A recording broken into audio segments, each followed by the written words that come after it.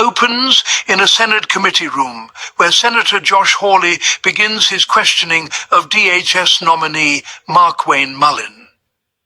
The atmosphere is heavy with the weight of an ongoing government shutdown. Hawley immediately establishes the gravity of the situation, asking Mullin to define the DHS mission. Mullin's response is singular: to protect the homeland. Hawley then pivots to a series of harrowing security lapses. He cites recent shootings with potential terrorist ties at Old Dominion University and attempted bombings in New York City, repeatedly asking if a DHS shutdown is appropriate during such volatile times. Mullin agrees each time, calling it the worst time for such a lapse. The narrative shifts to the human cost of the shutdown. Hawley presents staggering statistics: an 8,000% increase in death threats against law enforcement and a massive surge in vehicular attacks against Border Patrol. The most emotional segment follows as Hawley displays a map of 338,000 IP addresses involved in sharing child exploitation material in a single month. He reveals that only 10 agents are typically dedicated to these cases, and currently none are funded. The exchange intensifies as Hawley addresses the lost 450,000 children trafficked across the border over 4 years, noting that 300,000 remain missing, while the department responsible for finding them sits defunded. He concludes by detailing the plight of Missouri tornado victims waiting for FEMA aid and TSA agents skipping paychecks, unable to afford groceries. Hawley ends with a fiery demand for Congress to stop the political games and fund the agency tasked with American survival. Thank you, Mr. Chairman. Senator Mullin, welcome to the committee. I see you have some supporters with you today. Chairman Smith, good to see you. My friend Sean O'Brien is here. I want the record to reflect that my money was always on O'Brien. I just want that noted. I want it noted for the record. Senator Mullin, let me ask you this. In your own words, could you tell us just in capsule form, what is it that DHS, what's the mission of DHS as you understand it, as you would put it, as you would explain it? Quite simply, it's simple: to protect the homeland. Very good. To protect the homeland. Okay, let me ask you this. 10 days ago, there was a shooting at Old Dominion University that left one person dead, 2 people critically injured. The gunman had potential terrorist ties. Is this a good time for the Department of Homeland Security to be shut down and unfunded? It's the worst time, and keep in mind, we just came up a 43-day shutdown, as this is the 3rd time in a year, and it's devastating to the morale of the men and women we have tasked to take care of all of us, all the homeland, regardless if it's a blue state or it's a red state. We have to look at it all the same, and they have that mission mindset, but they don't have the pay to follow it up. A few days before that, 2 individuals attempted to detonate bombs in New York City in a way that would cause mass civilian casualties. Both of those individuals have potential terrorist connections. In light of that, is it a good time for DHS to be shut down?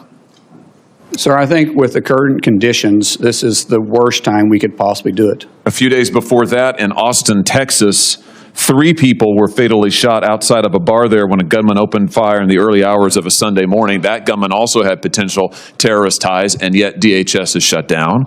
Just a week ago, a gunman loaded his truck with incendiary devices and rammed it into the Temple Israel Synagogue outside Detroit, Michigan. As I'm sure you know, 40 law enforcement officers, 40, had to get emergency medical attention. It's a miracle. By the grace of God, nobody was killed except for the gunman. But 40 individuals had to get medical attention, and yet DHS is still shut down.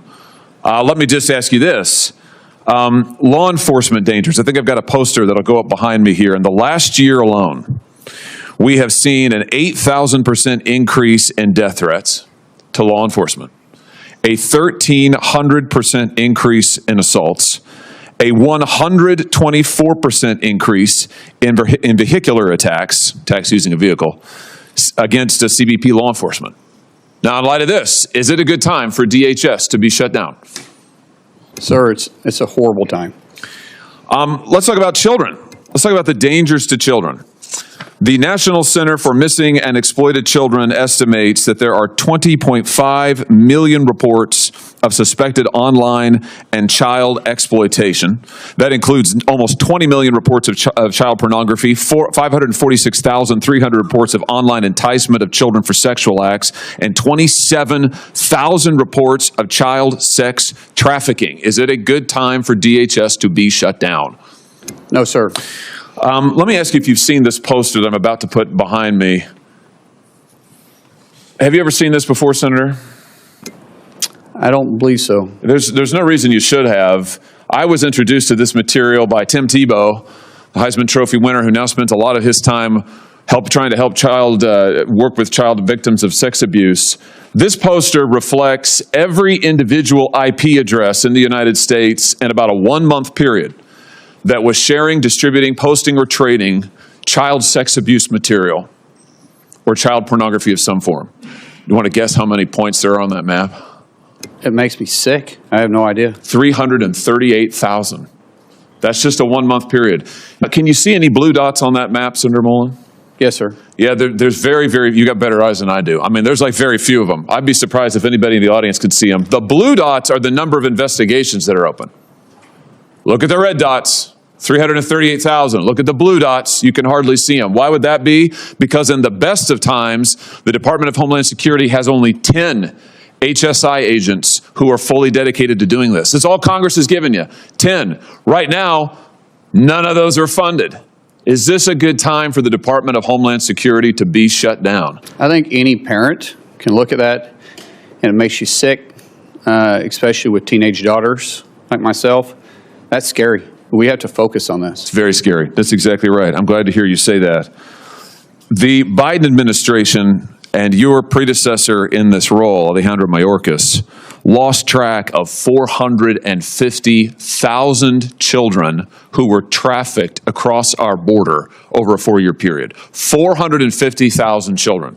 It's the biggest child trafficking ring that was set up under the last administration in the history of this country. The president has been doing a tremendous job. They found in the last year over 145,000 of them. That leaves almost 300,000 who are still missing. And yet, the Department of Homeland Security is unfunded and shut down. Let me just ask you again, does it seem like a good time for that? No, sir. Let's talk a little bit about the challenges that are being faced by people across the country who are facing natural disasters, as we have in my home state of Missouri. We had major tornadoes ripped through Missouri last spring, all across the state, particularly concentrated in the eastern part of the state, the St. Louis area, southeast Missouri. We have thousands of people who are without power, who lost their homes, many who were injured. We have had much disaster aid approved by FEMA, but we're still waiting for some of that aid to get to us. And now, FEMA is shut down. So I've got thousands of people in Missouri who are awaiting the aid that the president has approved, by the way, and that FEMA has approved, but that's in the process of coming to the state. I've got probably hundreds of people who are not able to go back to their homes and who are applying for individual assistance that hasn't yet been processed by FEMA. And now they're being told, well, sorry, there's nothing we can do because FEMA's shut down. Does this seem like a good time for DHS and FEMA to be shut down? No, sir. In any airport in the country right now, if you go and look, you will find hours, backups of 4 and 5 hours. You'll find TSA agents. You alluded to this earlier, Senator. Over 10% of TSA agents now are not able to come to the job. Why? Because they make on average $45,000 a year. They can't afford their rent. They can't afford to buy groceries for their kids. They've missed now 2 paychecks. This is endangering the security of our flyers. It's endangering the security of our airports. This is a terrible time for DHS to be shut down. Here's my point. Whether we're talking about children who are missing, whether we're talking about the situation against our law enforcement officers, whether we're talking about the dangers to the homeland, we are involved in a major conflict overseas. This nation's homeland needs to be secured, and yet my friends across the aisle have shut down the Department of Homeland Security. They have defunded every agency we just talked about, and I just want to ask them, how long is it going to take? How long are these children going to have to wait in exploitation? How many more are going to have to go missing? How many TSA agents are going to be able to afford to put food on the table for their children? How long are the people of St. Louis and Southeast Missouri going to have to wait to get back into their homes before we can finally have a vote to reopen the Department of Homeland Security? It is long past time. I welcome your nomination. You're going to be a terrific leader of Homeland Security. I can't wait to see you there. But it's time for this Congress to do its job and fund DHS and protect the homeland of the United States of America. Thank you, Mr. Chairman. Support journalism you trust. Support PBS News. Donate now, or even better, start a monthly contribution today.